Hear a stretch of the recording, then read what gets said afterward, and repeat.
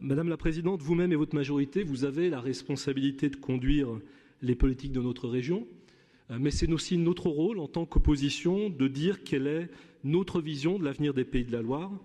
Et j'évoquerai donc quelques orientations stratégiques qui conduiront la définition de nos votes au cours de cette session et sur la base desquelles nous proposerons en décembre, et ça c'est aussi un hommage à François Pinte, un contre-budget régional.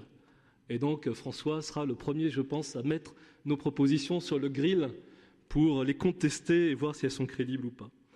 Alors d'abord, à vous entendre, Madame la Présidente, ce matin sur l'interrégionalité ou la formation professionnelle, j'ai eu un instant le sentiment de m'être fait hacker mon discours dans la nuit.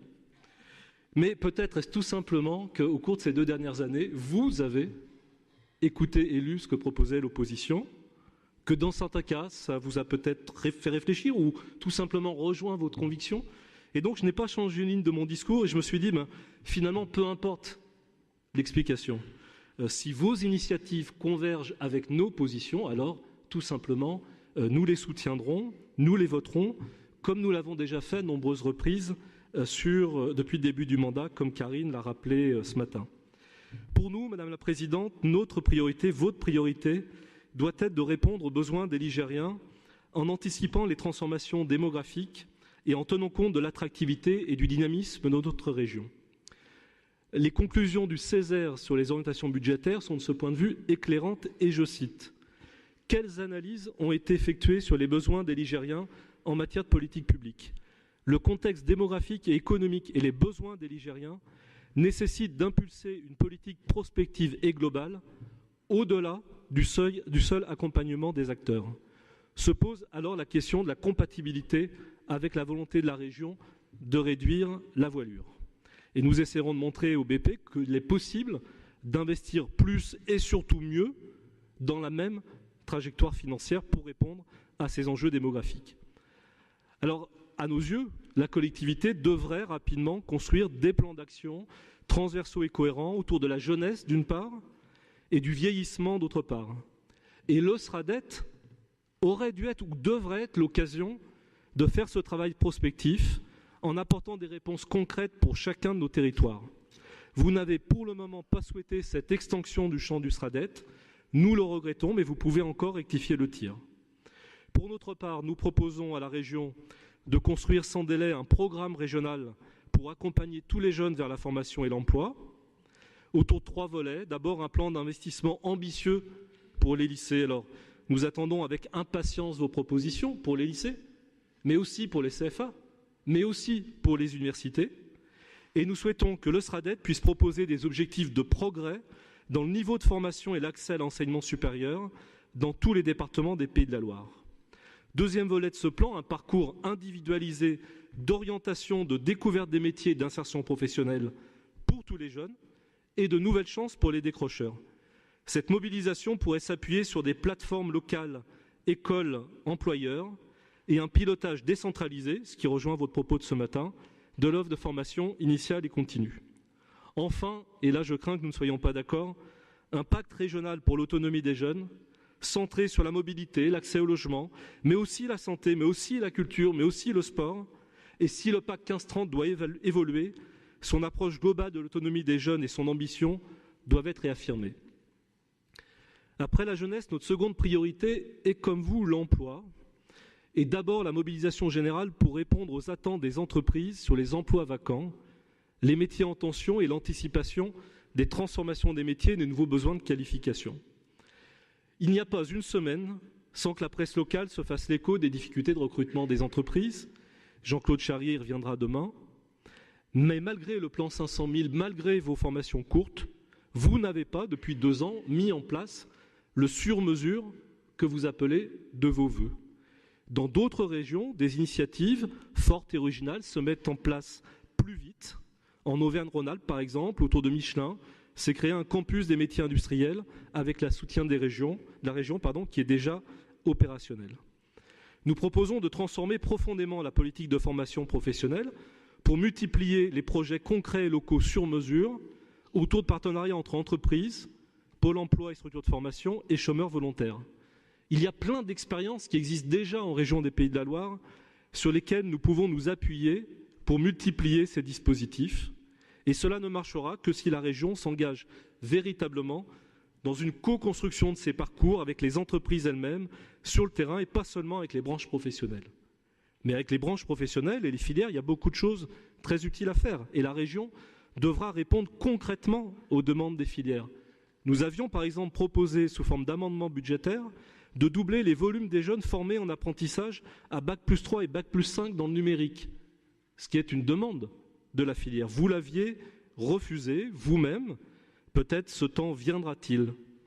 Pourtant, élever le niveau de formation et de qualification des salariés devrait être notre priorité à tous, car chacun sait qu'il s'agit là de la clé pour accéder à l'emploi et retrouver un emploi. La lecture du Césaire est également très utile sur ce point.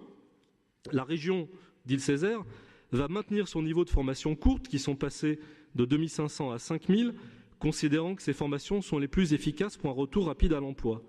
Le Césaire s'interroge sur la pertinence de cette mesure, tant qu'une évaluation de ce qu'ont permis les premières formations en termes de retour à l'emploi n'a pas été faite.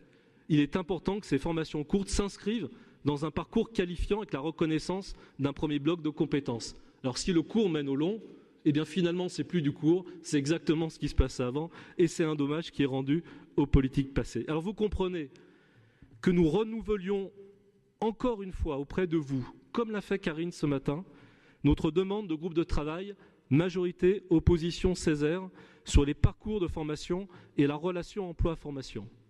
Nous devrions le faire ensemble.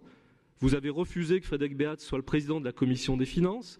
Vous avez encore la possibilité d'ouvrir ces travaux collectifs pour disposer d'un socle commun d'approche de ces problèmes.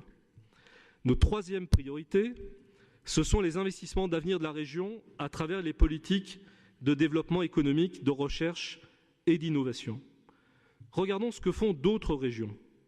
La Normandie, la région, revendique le privilège d'être le premier partenaire de l'État pour lancer la French Lab. L'Occitanie met en place un programme massif de soutien à la R&D des entreprises d'ingénierie aéronautique face à l'absence de nouveaux programmes Airbus. L'Île-de-France recrute de nouveaux développeurs économiques pour aider les entreprises innovantes à monter des dossiers éligibles aux fonds européens. La Bretagne prépare une feuille de route pour le prochain programme 4 de recherche et engage l'évaluation de sa stratégie de spécialisation intelligente.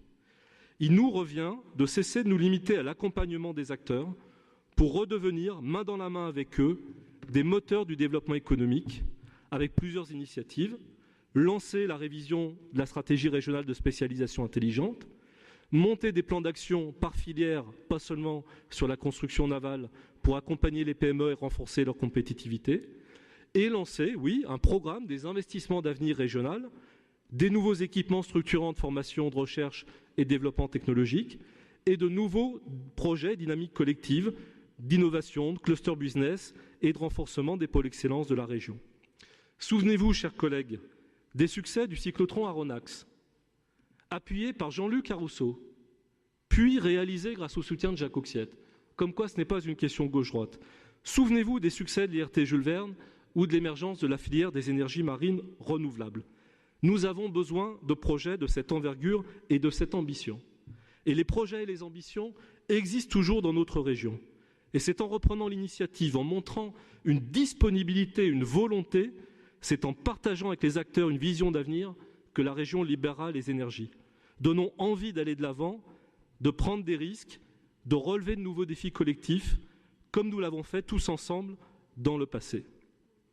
Notre quatrième, dernière priorité, porterait sur une nouvelle approche du développement durable des territoires. Alors on ne peut que saluer, pour prendre un exemple, l'énergie, l'engagement et le travail de Laurent Géraud, et en même temps regretter pour lui, pour nous, que les moyens qui lui ont été donnés ne soient pas à la hauteur des enjeux. Le SRADET, là encore, doit fixer une nouvelle ambition régionale pour la production d'énergie renouvelable, par technologie et par territoire, si nous voulons atteindre les objectifs régionaux de la transition énergétique. Nous avons également besoin d'un plan de rénovation du bâti ancien appuyé sur des outils puissants de financement et de tiers investissement. Nous serions heureux de pouvoir soutenir vos initiatives dans ce domaine. Nous appelons également de nos vœux, comme nos amis écologistes, une initiative régionale pour le développement de l'économie circulaire et collaborative qui ne se limite pas au recyclage des déchets. Mais surtout, Madame la Présidente, la politique territoriale de la région doit rompre avec les oppositions stériles entre rural et urbain. Le Finistère et la métropole brestoise ont développé des contrats de réciprocité entre ville et campagne. L'Alliance des territoires, portée par Johanna Roland, n'est pas une simple formule, mais une voie d'avenir pour favoriser le co-développement entre les territoires. Mettez des passerelles là où jusqu'à présent votre majorité a mis des frontières. De même, la Chambre des métiers des Pays de la Loire a montré dans son livre-banc de l'économie de proximité qu'il n'existait pas une ruralité, mais plusieurs espaces ruraux et périurbains, certains riches, d'autres pauvres, certains dynamiques, d'autres fragilisés. La CRMA avait proposé des voies concrètes pour dynamiser l'économie de proximité dans tous les territoires de la région, en répondant mieux aux besoins des populations, en valorisant mieux les atouts locaux et notamment en développant l'économie verte. C'était, Maurice, la mesure 13 du pacte régional pour la ruralité. Il est désormais urgent et nous semble-t-il prioritaire de la mettre en œuvre. Alors Madame la Présidente, pour conclure, vous avez ce matin réveillé dans cet hémicycle, et c'est une bonne chose, le débat sur l'interrégionalité qui était absent depuis 2 ans.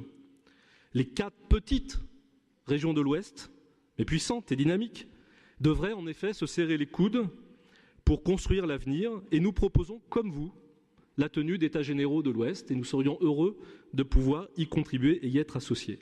Mais il nous semble également nécessaire d'aller plus loin et de construire rapidement un pacte d'avenir entre les 2 partenaires privilégiés que doivent être la Bretagne et les Pays de la Loire. La région des Pays de la Loire s'approche de grands rendez-vous avec ses choix d'avenir, l'interrégionalité en est un, mais vous aurez aussi à élaborer dans les mois qui viennent le SRADET, puis les spécialisations intelligentes régionales, puis la programmation des fonds européens, et je l'espère, un futur contrat ou équivalent État-région. C'est cette perspective d'avenir qui devrait être au cœur de vos orientations budgétaires. Elle en est cruellement absente et ces différents rendez-vous sont même totalement absents. Alors voilà, Madame la Présidente, ce que nous aurions souhaité trouver dans ces orientations budgétaires, dont vous êtes solidaire, mais que vous n'avez pas eu la possibilité d'élaborer en tant que présidente. J'espère que vous accueillerez notre propos comme une contribution utile et que vous aurez à cœur dans les prochaines années de mobiliser le Conseil régional des Pays de la Loire pour une préparation active de l'avenir de notre région. Je vous remercie.